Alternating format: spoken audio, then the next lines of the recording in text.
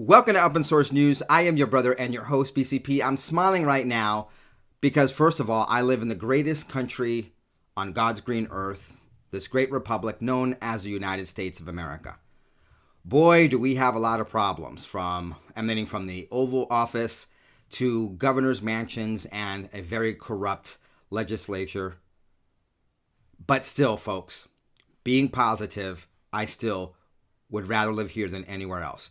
That brings a smile to my face, and every morning I thank the great Father above that I am an American citizen and live in this country. And it is worth fighting for and saving. Folks, it is Wednesday, we're hump day, and in this first early edition, because we do 2 episodes a day if you've caught on, with very rare exception. I want to give you just all good news. How about that? Let's just start off with all good news. Let's start off with this. Okay, sometimes the good news is very simple. Let me start off with this one. This good news is more of a silver lining type of thing. The House Democrats have approved their election reform bill that happened yesterday. But here's the good news, the silver lining news, if you will. And I'm telling you, we have even more good news in this, but I want to lead off with this, because I have been railing against the rhinos, the Republicans, and what have you. But at least in the House, not one Republican voted for the John L. Lewis Voting Rights and Advancement Act of 2021. It did pass the lower chamber 2019 to 212, and it was done strictly along party lines, not one Republican voting in favor of the measure. Speaking of votes, elections, and blacks, let's head over to California. This is about Larry Elder, who is running in the recall election to replace Gavin Newsom.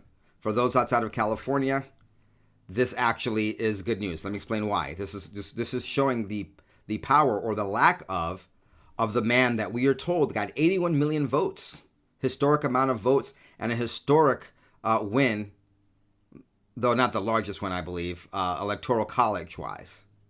Not exactly, well, I'll leave it at that. Don't want to get in trouble with this platform. Joe Biden tweeted out about 2 weeks ago, 10 days ago or so, Governor Gavin Newsom is leading California through unprecedented crisis. He's a key partner in fighting the pandemic and helping building our economy back better. To keep him on the job, registered voters should vote no on the recall election September 14th and keep California moving forward.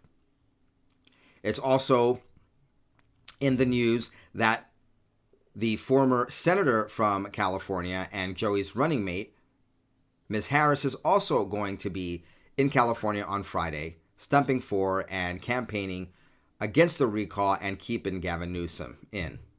Well, folks, this is actually good news. The former vice president and the former senator are not very popular, given especially the debacle that's going on right now at the southern border and at the Kabul airport. And this is only going to help conservatives, Republicans, and Larry Elder in California. This is what he had to say about the former senator. He said, it's a debacle. It's a debacle on the border. She was supposed to be in charge of the borders too. He said that there was a good chance voters angry at Biden's mismanagement of the Afghanistan withdrawal would turn out vote against Governor Newsom as a statement of disapproval against the administration.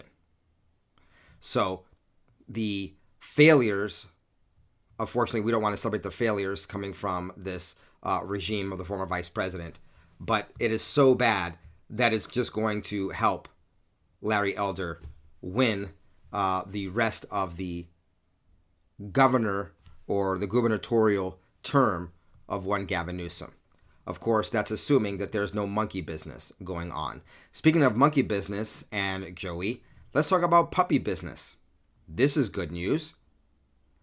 Today, Joey is going to sign the Puppies Assisting Wounded Service Members, also known as PAWS, for Veterans Therapy Act in the afternoon.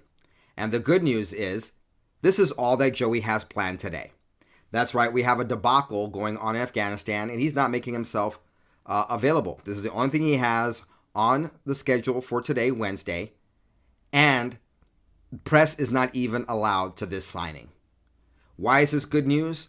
Every time Joe speaks, he just signals weakness to China and other enemies of the state. At this point, it almost behooves us for him to just be in the background. All right, folks, now let's get into some real meaty, really important good news here. Let's go over to Texas. The Texas Election Integrity Bill, you know, the one that forced those flea baggers, those Democrats to flee Texas, go and have a super spreader event in D.C. because they didn't want to give the people of Texas a win when it comes to election integrity. They were out of there. So according to Texas state law, you have to have 2/3 of the members present to form a quorum to be able to vote and pass this. Well, they left. That's why they called them flea baggers. That was the nickname. Well,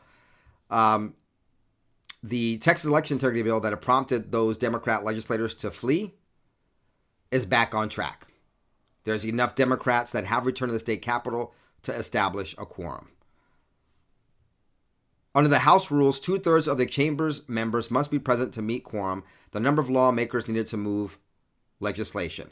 The House tally showed 99 members present out of 148 meeting that requirement. So they are going to be able to move this forward. That's some good news. Now here is the absolute best of the news, and this is the Supreme Court giving a huge win to Trump, his policies, and smart policy overall. The Supreme Court has reinstated Donald John Trump's Remain in Mexico policy. Matter of fact, it was a 6-3 win with only Justices Kagan, Sotomayor, and Breyer that voted against it. And what does this entail? Well, the lower courts wanted an order.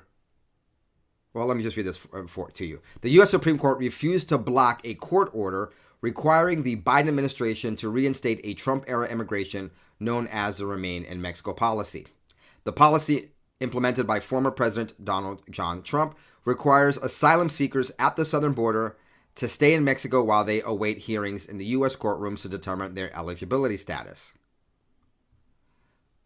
The Department of Homeland Security, of course, being a Gestapo arm of the globalists and the Biden regime, disagreed with the ruling. Now, here's a timeline of it. A federal judge in Texas, if you recall, I've been following this and reporting on this story for those of you that are on here regularly. A federal judge in Texas had previously ordered that the program be instated. That happened last week. Now, both he and the 5th U.S. Circuit Court of Appeals refused the administration's request to put the order on hold. So the Biden administration, the federal judge said, "Hey, you've got to re-implement and reinstate the Remain in Mexico policy." The Biden regime said, "We don't want to do this. At least put the order on hold because we can't implement it that quickly. We had done away with it." Well, this federal Texas judge and the 5th U.S. Circuit Court of Appeals, they did not agree with the Biden administration that they should put this on hold. Now, Justice Samuel Alito ordered a brief delay. If you recall, I wasn't very happy with that, but he said he put a brief delay because he is the justice over those courts in that area. He gave a brief delay so the whole entire Supreme Court could consider the matter. And in the end, as we see here, the Supreme Court, they went along with the other ruling. They did not block what the lower courts did. In other words, they allowed the reinstatement of the Trump policy to move forward. A huge win for us, especially given that we are about to be flooded with up to 200,000 refugees if Miss Cortez, the famed and infamous legislator from New York, gets her way. I'll report on that in a later edition. I'm just keeping with good news on this edition. So, folks, a huge win for us at the border. What does this do? Well, this stops fake asylum, or it will greatly decrease the fake asylum cases and applications, because this is what was happening. People were coming in, claiming asylum. They would get cursory processing, sent into the interior of the nation and told to come back for a hearing later. They wouldn't show up. And it turns out that a majority, I don't have the exact number in front of me, but it's a huge number of these cases are fraudulent. But the people are in the United States and they've already disappeared into the interior before they're found out. Well, that's why this policy was smart. And what happens?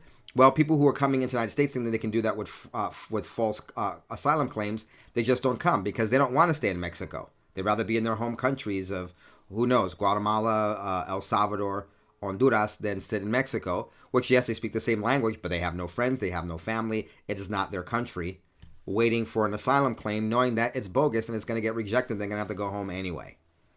So this is a smart move by the Supreme Court. Once again, the three liberal justices ruling they wanted to see the stay put in place. And interestingly enough, we even had Justice Roberts vote with the other conservatives. Here's good news. Yesterday, Kathy Hochul started her first day as the governor of New York, replacing Cuomo. That's all the good news coming out of there, because anything else reporting on her will be bad news, and we don't want to do this in this edition. More than 4,000 U.S. passport holders plus families evacuated from Afghanistan. The United States has evacuated more than 4,000 American passport holders plus their families from Afghanistan. Okay, if I give you the other numbers of non-U.S. passport holders, it would become bad news. So we'll just leave it at that. How about this? Florida governor has got a new measure to aid police recruitment. So where everyone else is trying to defund the police and villainize the police, DeSantis once again proves to be a conservative hero. DeSantis announced 3 proposals that he would present to the next session of the Florida legislature to help the law enforcement community attract qualified candidates and help recruit new talents. Quote, as so many cities and states chose to disrespect, degrade, and defund the honorable work of law enforcement, we want Florida to continue valuing our men and women of law enforcement today, tomorrow, and for generations to come. I'm sorry, folks. I say I want to be a Texan, but man, Florida and DeSantis is making a great case for me to bypass Texas and become a Florida resident. Plus, I have family and friends in Florida. And here's my last bit of good news. I want to put it all in this edition. Missouri Attorney General Eric Schmidt filed a lawsuit yesterday against school districts that have imposed mask mandates on students, seeking a declaration from the court that such requirements are unlawful. So add Missouri to our list of states that want parents to have a choice and do not want to have unlawful mandates. All right, folks, I've gotten to the bottom of all the good news I can give to you right now. So this is the early edition. If you appreciate these updates, doesn't cost you anything. Hit the like button, smash it until it changes color. It might take a few attempts. Hit the subscribe button if you're the 1% or 2% that's not subscribed watching this. Make sure you're still subscribed if you think you are. And please check out our off-platform show at bcpextras.com. That's where I can report on all the things I can't touch on this platform. We will have another edition for you later today. And I'm going to tell you right now, that one's not going to be full of good, positive news like this edition. Please receive a big hug from all of us. We'll adjourn for now until we reconvene. Ciao, goodbye. God bless.